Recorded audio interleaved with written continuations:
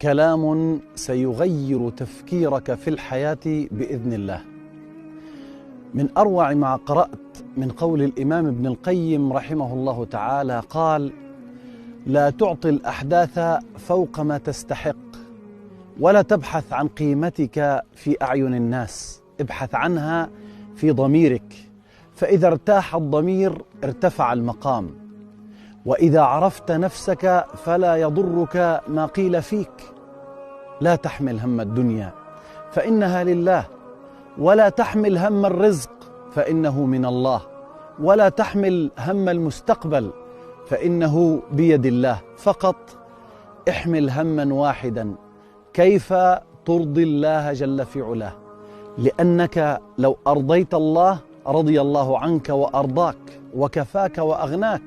لا تيأس، لا تيأس من حياة أبكت قلبك، وقل يا الله عوضني خيرا في الدنيا والآخرة. فالحزن يرحل بسجدة، والفرح يأتي بدعوة. لا ينسى الله خيرا قدمته، وهما فرجته، وعينا كادت أن تبكي فأسعدتها. عش حياتك على مبدأ: كن محسنا حتى وإن لم تلق إحسانا، ليس لأجلهم بل لأن الله يحب المحسنين.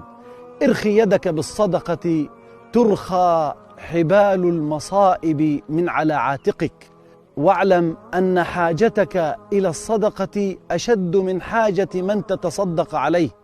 هذا الكلام أحبتي في الله هو هدية أهديها لنفسي ولمن أحبهم في الله، وهو أنتم.